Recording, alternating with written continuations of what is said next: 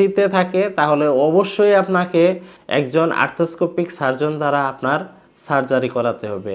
আর যদি পুরোপুরি ছিঁড়ে না যায়, গ্রেড 1 বা 2-তে থাকে, তাহলে অবশ্যই একজন ফিজিওথেরাপিস্টের পরামর্শ অনুযায়ী আপনি ফিজিওথেরাপি নেবেন, তাহলে আপনি আপনার নর্মাল লাইফে ফিরতে পারবেন। এটি অপারেশনবিহীন ফিজিওথেরাপি চিকিৎসায় আপনি সুস্থ হতে পারবেন।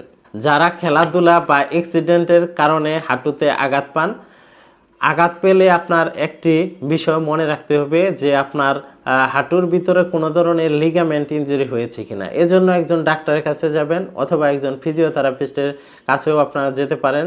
একজন ফিজিওথেরাপিস্ট অথবা একজন ফিজিশিয়ান আপনার হাঁটু ধরে যদি ড্রয়ার টেস্ট করে, ম্যাকমেরি টেস্ট করে আপনাকে শিওর করতে পারবে, অথবা আপনি এমআরআই বা ফিজিক্যাল এক্সামিনেশনের মাধ্যমে তিনি আপনাকে বলে দিবেন যে এটি আপনি সার্জারি ছাড়া এটি পসিবল।